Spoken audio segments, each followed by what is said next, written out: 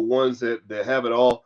Like today, I was thinking heavy about DMX and how talented DMX was, and I'm older than a lot of y'all. I remember when DMX first hit the scene and how I think he was supposed to be bigger than Jay-Z is right now. I think DMX on the right trajectory would probably be a billionaire.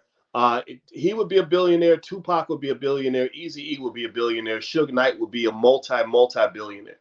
And all these individuals, the reason I say that, is number one, because you see the billionaire manifestations of people that did survive, all the curveballs that kind of got thrown in that particular industry. Like you see what happened with Dr. Dre, who is close to being a billionaire if he's not one already.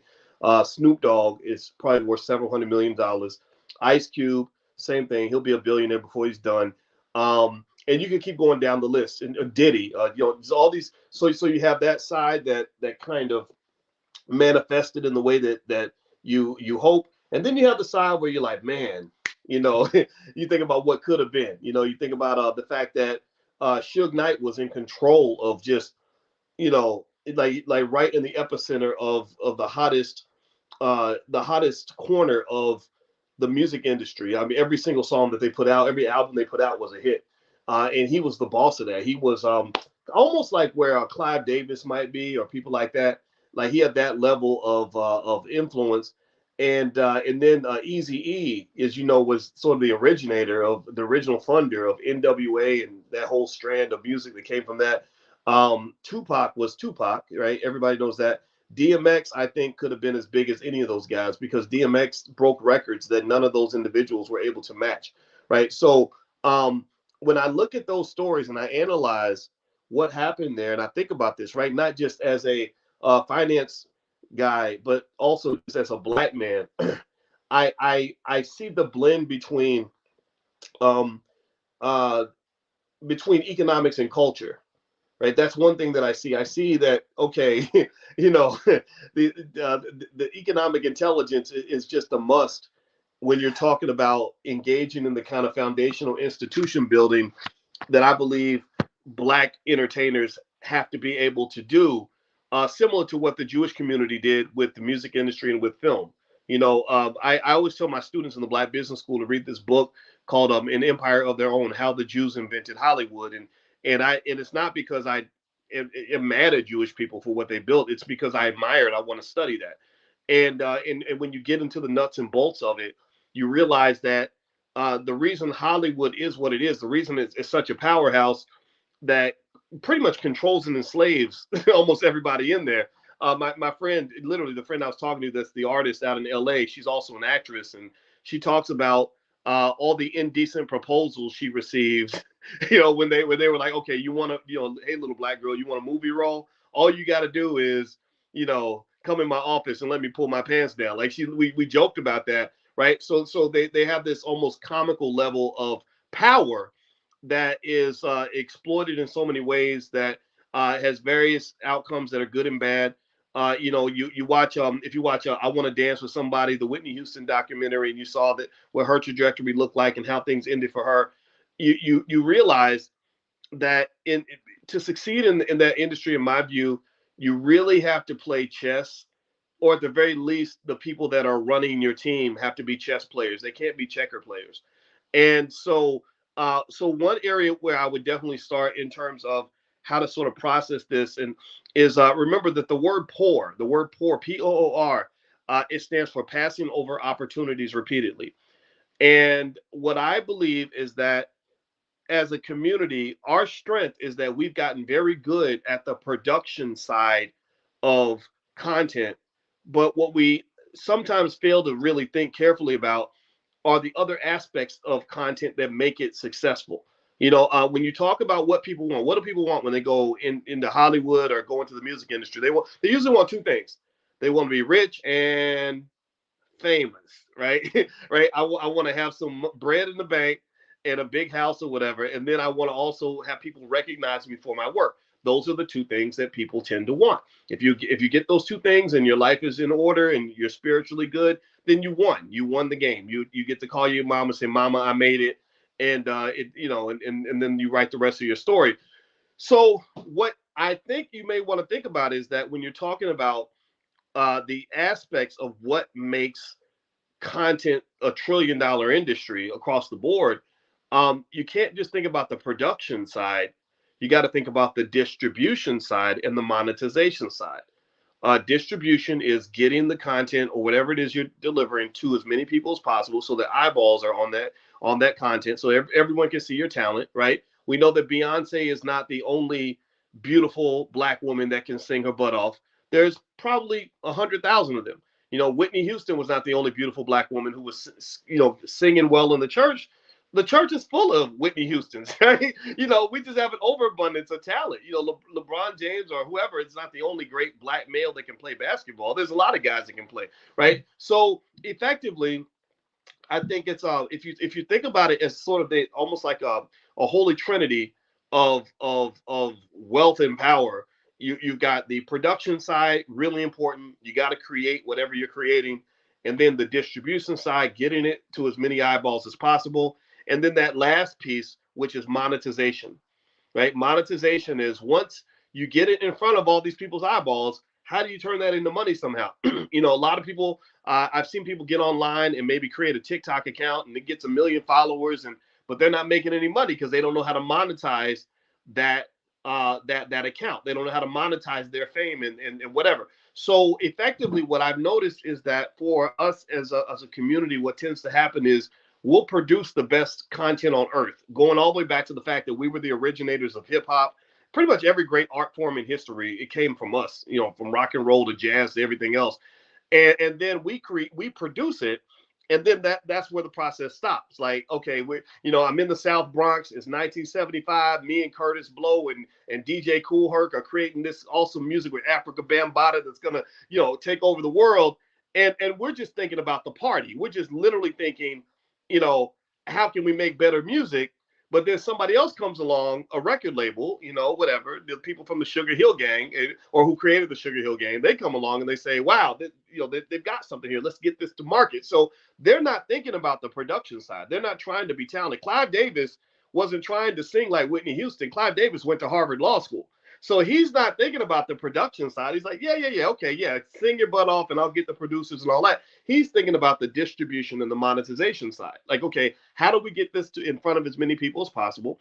And how do we turn that into money? What are we going to sell? Concert tickets, merchandise, all this other stuff. So here's what I think. I think that anybody that wants to succeed in this game, measuring on those two key variables, fame and fortune, should have people in their squad that are studying and focused on all three of those pieces of success: the production side, the distribution side, and then the monetization side. I can't tell you how many super talented people I've seen on the internet and other places who are doing the most amazing work, but nobody sees it. Or maybe they're doing the work that people are seeing, but they don't make any money from it.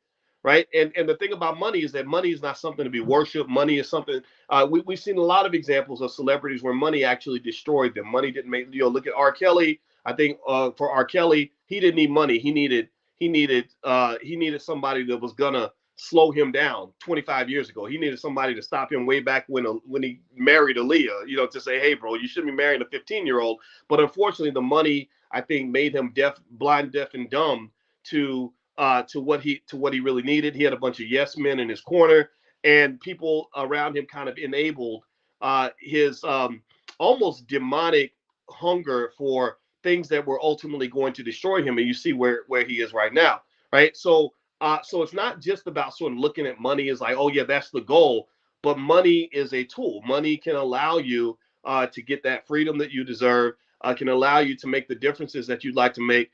When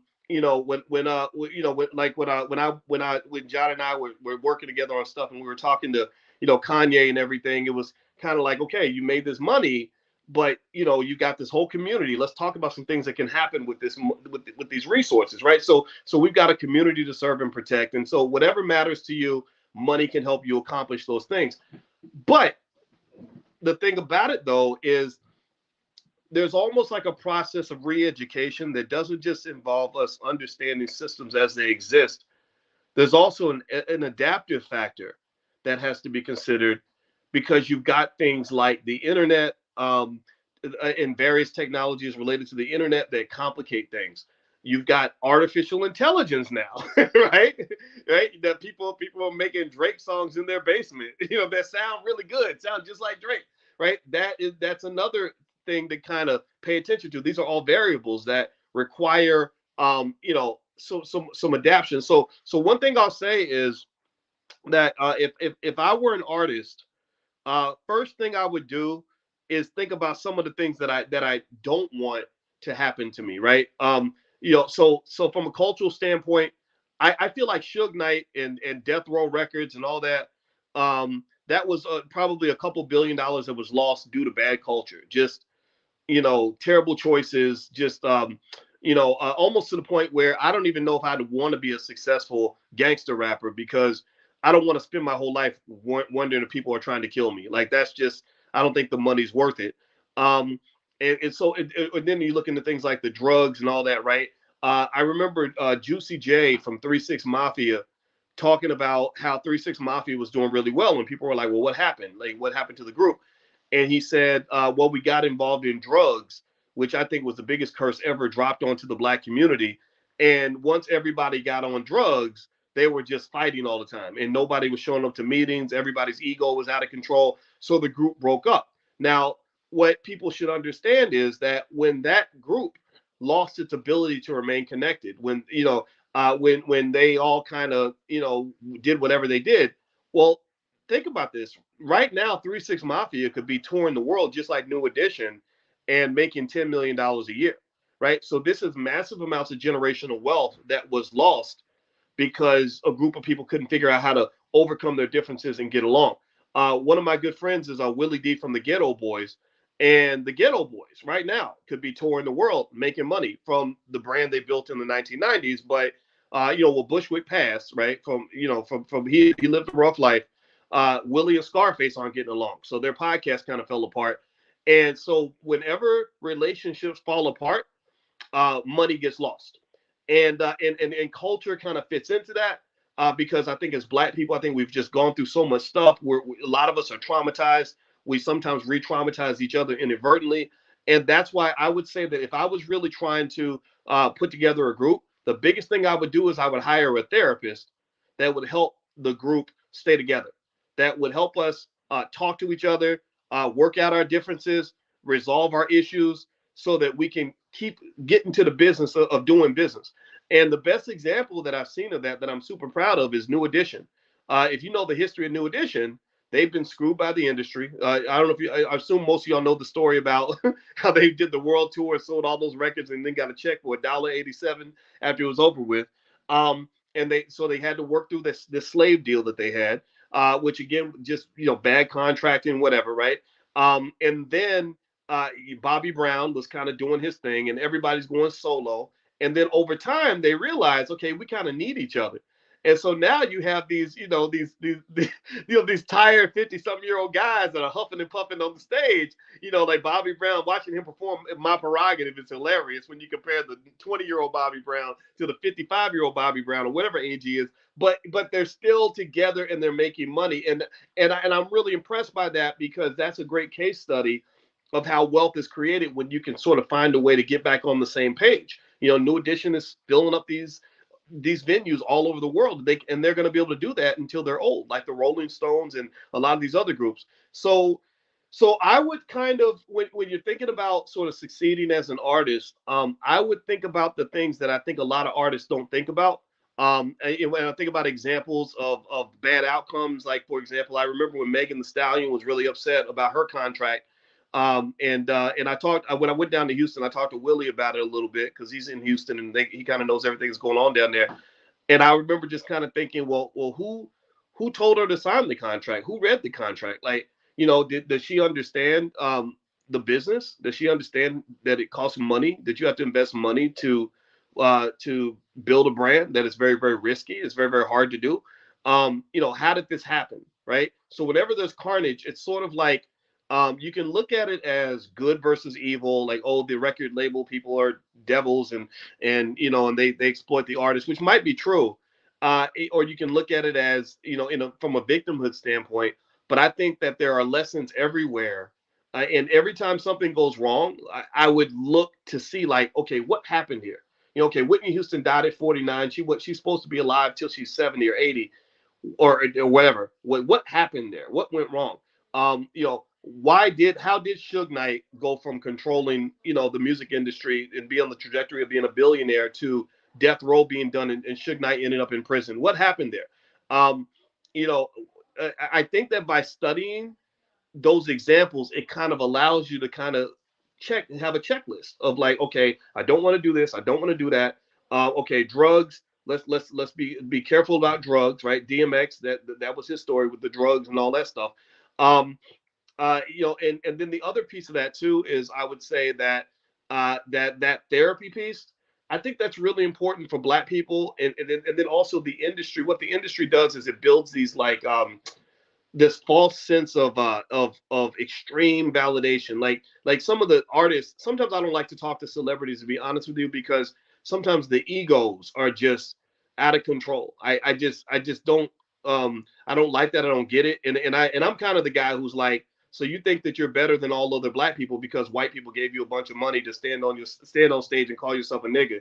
Like that doesn't impress me. Like you take that somewhere else. I don't want to hear all that, right? You know, and I think that kind of finding some way to manage that type of energy when it goes bad is important, because everything that's kind of given to you can be taken away very quickly.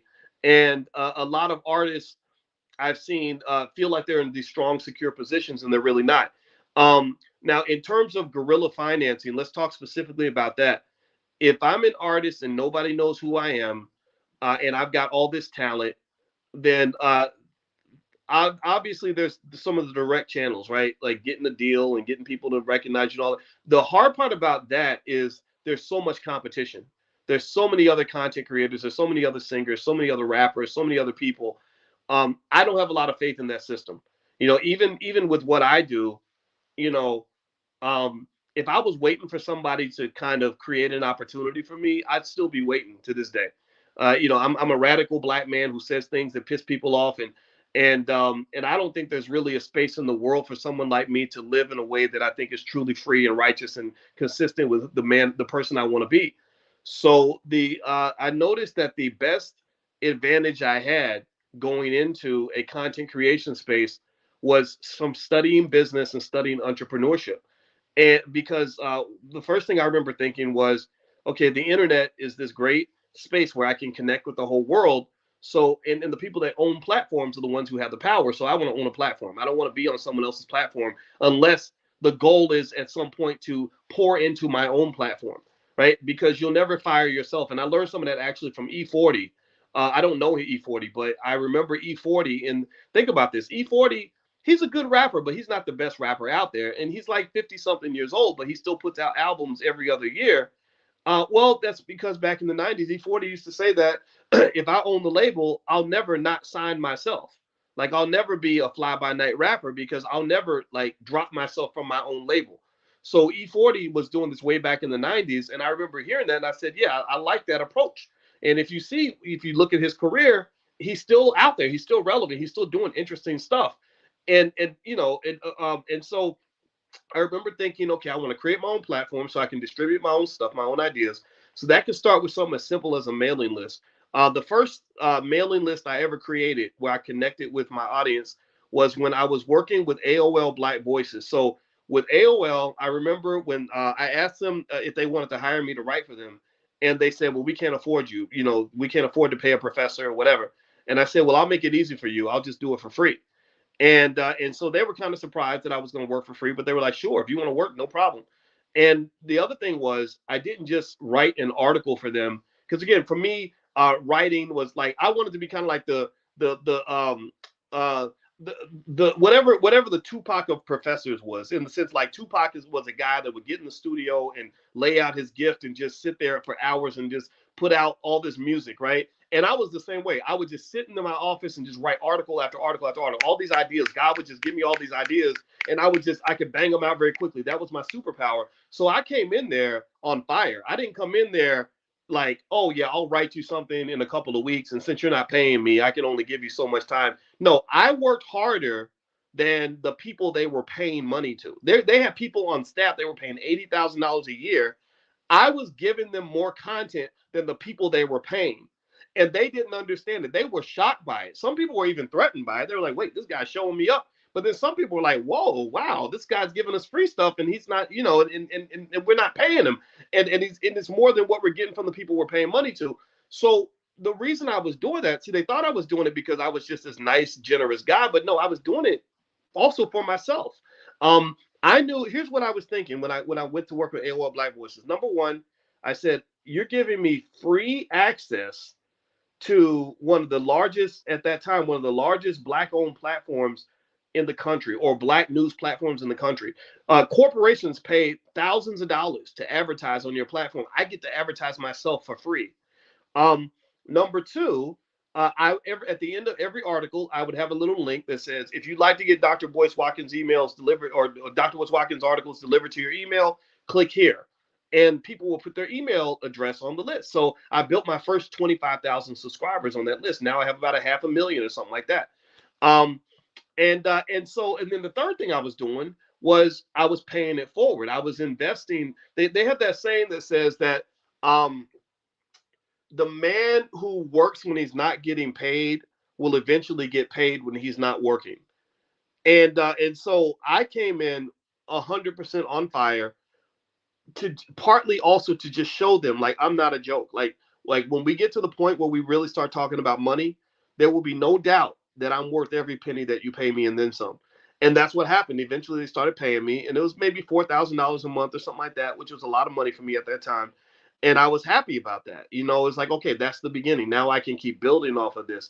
And what was interesting was I thought that was common sense. I just kind of thought everybody would do the same thing in that same position. But as I kind of went through my career and I would see other people trying to build and grow and do whatever, I would hear people just say, well, I might do it, but how much am I going to get paid? Or, just stuff like that. And that'd be kind of like, but like that's not an investor's mindset, and so an investor's mindset is someone that says, I'm going to sacrifice now so I can have more later.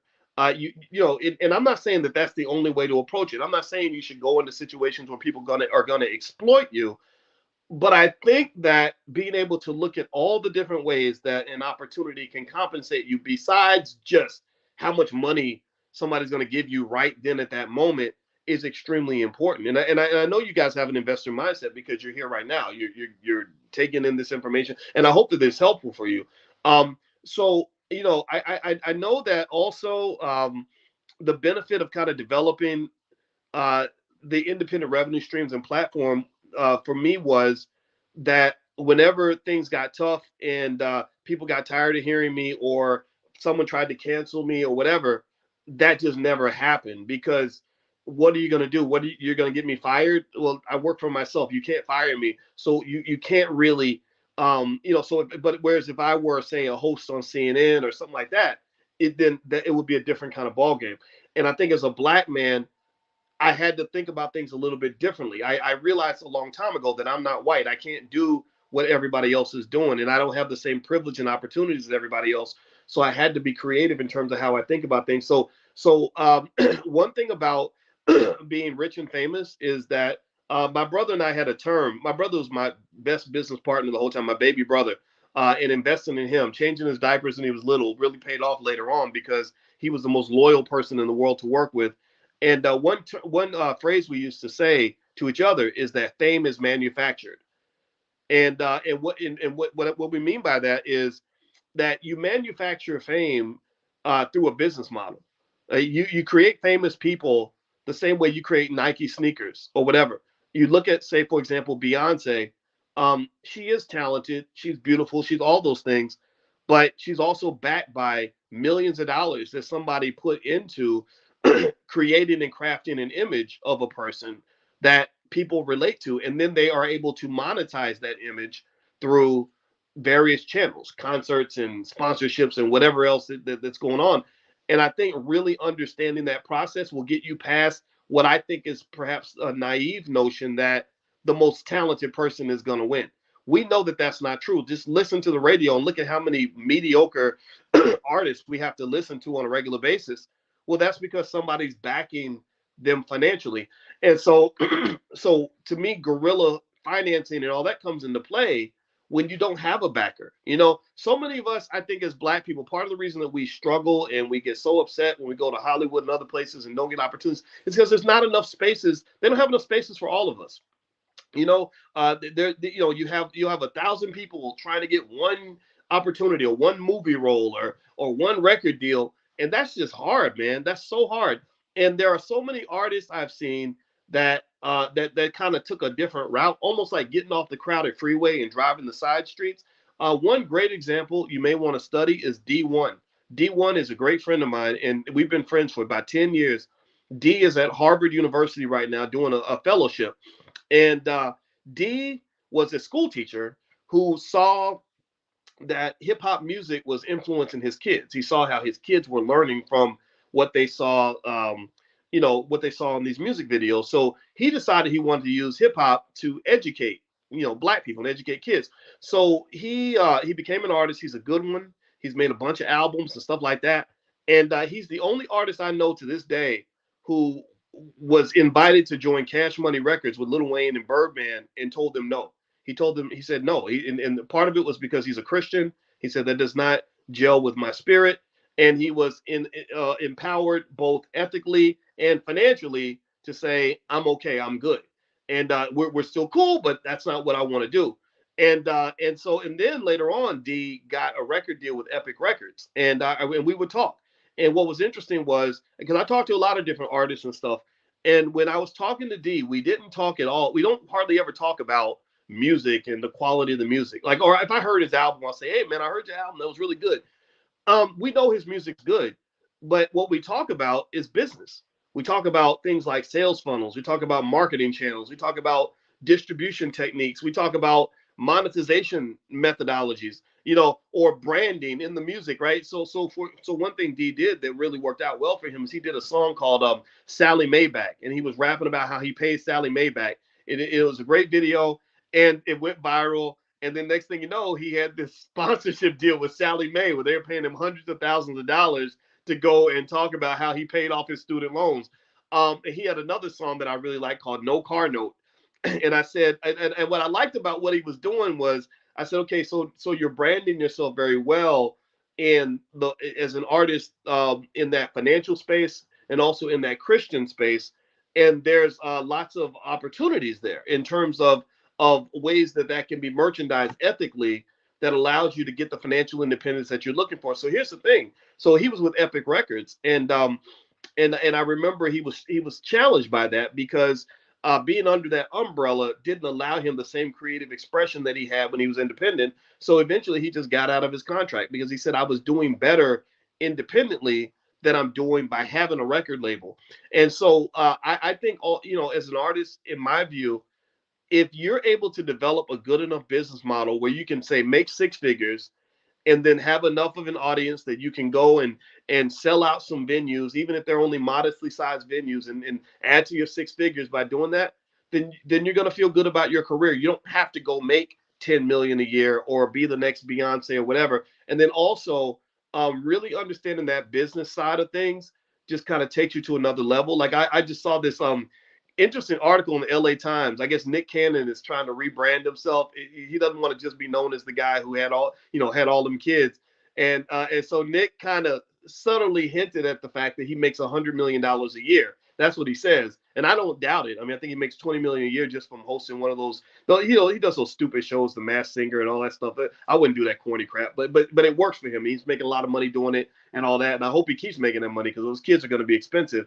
But what I admire about Nick and his approach is, Nick is he's a businessman, and so it's not just the talent side.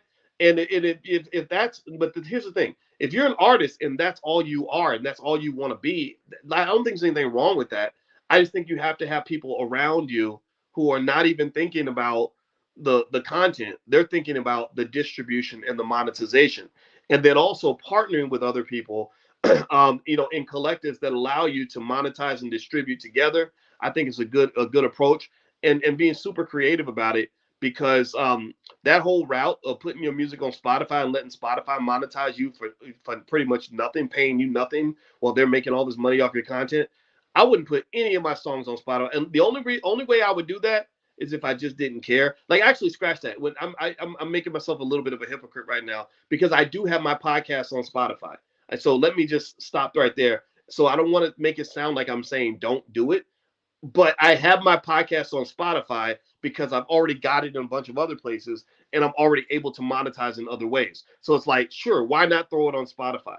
But Spotify is not the only pathway for me to be able to make money from my content. So let me just backtrack on that one statement of saying I would never put my music on Spotify, but I'm saying that that's not the way you're going to make your money. You got to make your money some other way, if you're not signed or whatever it is. So what I'm going to do is I'm going to stop talking now, so you guys can ask me questions.